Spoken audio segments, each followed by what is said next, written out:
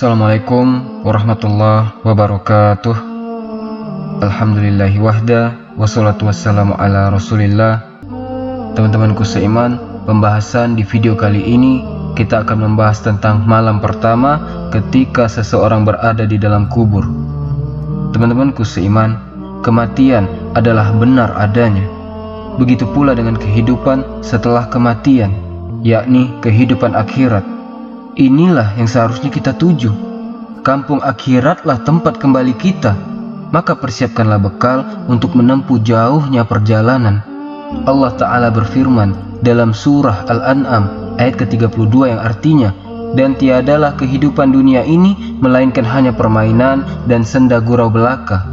Dan sungguh kampung akhirat itu lebih baik bagi orang-orang yang bertakwa. Maka tidakkah kamu memahaminya? Ketahuilah wahai hamba Allah, bahwa kuburan adalah persinggahan pertama menuju akhirat. Orang yang mati berarti telah mengalami kiamat kecil. Apabila seorang hamba telah dikubur, akan diperlihatkan kepadanya tempat tinggalnya nanti pada pagi hari, yakni antara waktu fajar dan terbit matahari, serta waktu sore, yakni antara waktu zuhur hingga maghrib. Apabila ia termasuk penghuni jannah, surga, akan diperlihatkan tempat tinggalnya atau tempat duduknya di jannah.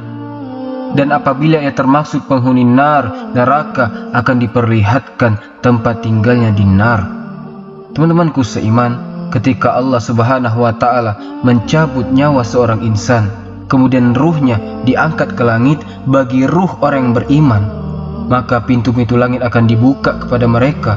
Dan Allah Subhanahu wa Ta'ala akan katakan kepada dia, kembalikan ruh dia ke dalam jasadnya dan angkatlah catatannya ke tempat yang paling tinggi, alien. Tapi kalau seandainya dia seorang kafir, munafik, jangankan lagi pintu langit kedua, ketiga, keempat sampai ketujuh, langit pertama pun tidak akan dibukakan kepada orang kafir itu.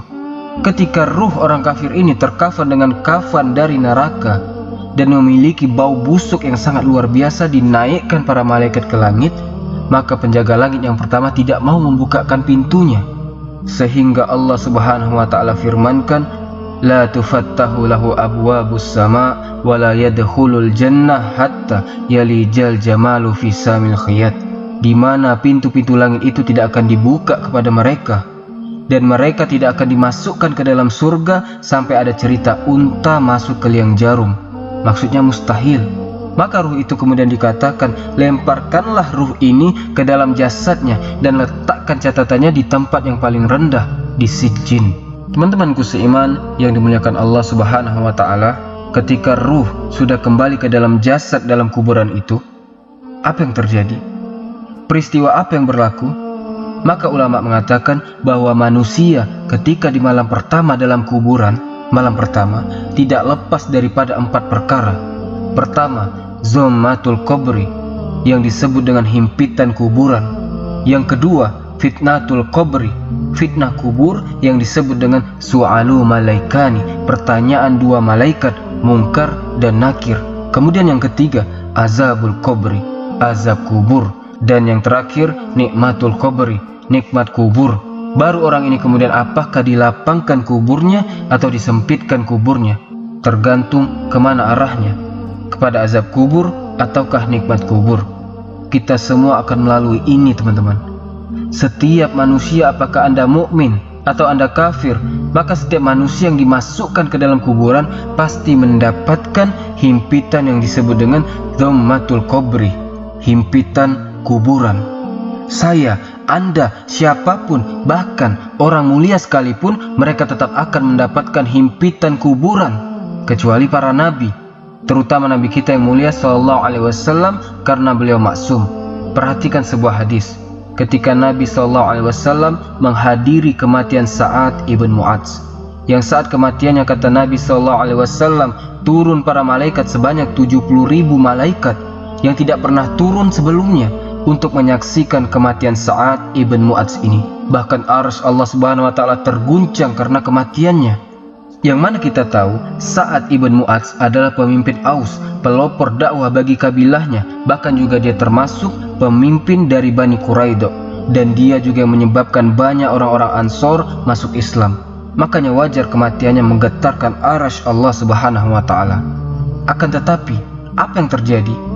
Nabi SAW ketika melihat Sa'ad ibn Mu'adz ini, saat jasadnya Sa'ad dimasukkan ke liang lahat, dan beliau mengatakan, lau aflata ahadun min zammatil qabri la aflata haza Sa'ad. Kalau seandainya ada orang yang terbebas dari himpitan kuburan, tentu yang akan selamat adalah orang ini, Sa'ad ibn Mu'adz. Teman-temanku seiman yang dimuliakan Allah subhanahu wa ta'ala, tentu antum harus bedakan antara himpitan kuburan bagi orang-orang yang beriman dengan himpitan bagi orang-orang kafir. Sebab himpitan bagi orang-orang yang beriman adalah himpitan rahmah, kasih sayang. Ya, setiap himpitan pasti ada rasa sakit, tapi sakit yang dialami oleh seorang mukmin saat ada himpitan itu, sebagaimana dikatakan oleh Al-Imam Az-Zahabi rahimahullahu ta'ala, hazihi zammatu laysat min azabil qabri. Himpitan itu bukan bagian daripada azab kubur, bal huwa amrun yajiduhul mu'min kama yajidu alamun faqada walada. Bahkan kata Imam Az-Zahabi, adalah perkara yang biasa didapati seorang mukmin, seperti seorang mukmin merasa sakit hatinya, merasa sedih karena ditinggal meninggal oleh anaknya, atau karena sakit, dan begitu seterusnya.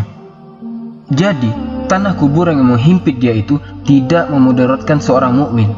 Bahkan dikatakan oleh Imam As-Sa'di rahimahullahu ta'ala, tidak ada yang selamat dari himpitan kuburan ini, baik Anda orang yang soleh atau orang yang tidak soleh, baik Anda mukmin atau kafir. Tapi bedanya, orang kafir teman-teman, himpitan itu akan terus menerus sehingga meretakkan sendi-sendi pertulangannya.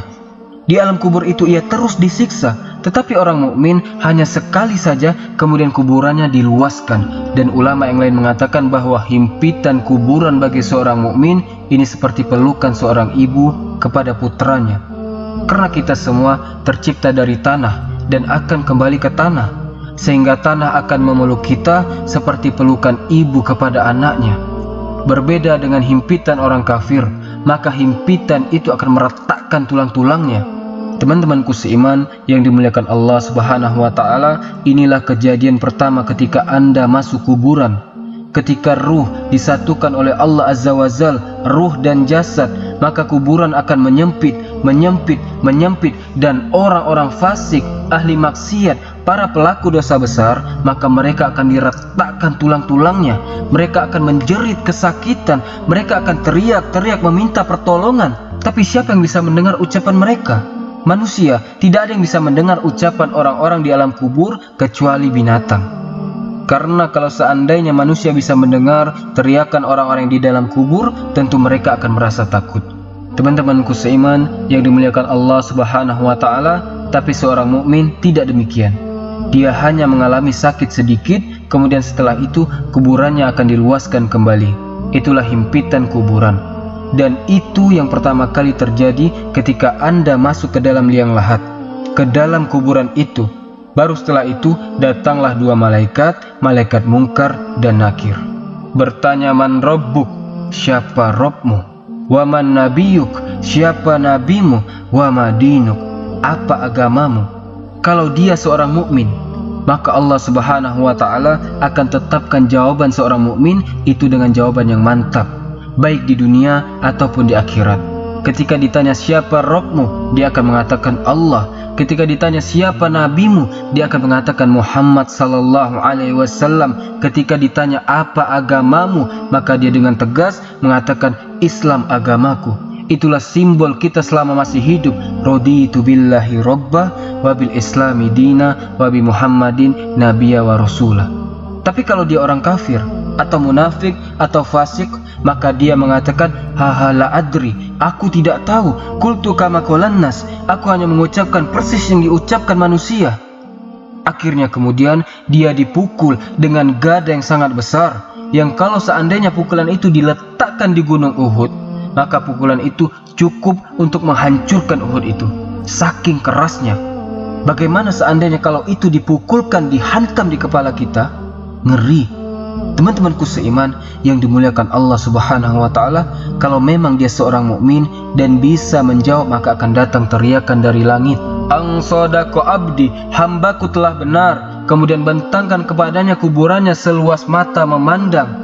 Bukakan pintu-pintu surga kepadanya, masukkan hawa surga ke dalamnya, bawakan makanan, minuman, dan pakaian dari surga untuknya.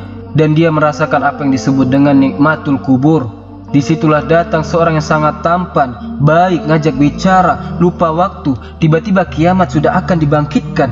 Dia mengatakan, "Ya Rob, aqimis sa'ah, aqimis sa'ah." Segerakan bangkitkan kiamat supaya aku bisa kembali kepada harta dan keluargaku. Tapi orang kafir, orang fasik, dia tidak bisa menjawab, sehingga dia terus akan dihimpit dalam kuburan itu dan mendapatkan azab kubur terus menerus. Ruhnya setiap hari keluar masuk neraka, na'udzubillah. Teman-temanku seiman yang dimuliakan Allah Subhanahu wa taala, dari sini terjadi ardu makanihi alaihi fil jannati awin nar. Kalau orang sudah ditentukan yang satu mendapatkan nikmat kubur, yang satu mendapatkan azab kubur, maka akan ditampakkan kepadanya gambaran-gambaran tempat duduk dia di mana, di surgakah dia ataukah di neraka dia.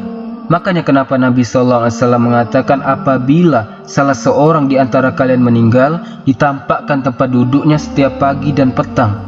Kalau dia termasuk penduduk surga, ditampakkan surga kepadanya.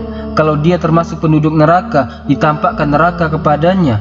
Dan dikatakan, itulah tempat dudukmu yang Allah akan tempatkan kau pada hari kiamat. Nauzubillah. Teman-temanku seiman yang dimuliakan Allah Subhanahu wa taala, kita hanya bisa berdoa kepada Allah Subhanahu wa taala, semoga kita diselamatkan daripada fitnah kubur, diselamatkan daripada azab kubur. Makanya kita disuruh berdoa sebelum salam dari beberapa fitnah, salah satunya dari fitnah kubur. Karena fitnah kubur ini bisa saja riyad raudun min riyadil jannah au hufrun min hufarin nar. Bisa sebuah taman yang akan mengantarkan Anda ke surga, atau mungkin lubang yang bisa menjerumuskan Anda ke dalam neraka, wa iyyazubillah. Mudah-mudahan video ini ada manfaatnya. Kita berlindung kepada Allah Azza wa Jal dari fitnah kubur dan azab kubur. Subhanakallahumma wa bihamdika asyhadu an la ilaha illa anta astaghfiruka wa atubu ilaik. Allahu ta'ala alam. Assalamualaikum warahmatullahi wabarakatuh.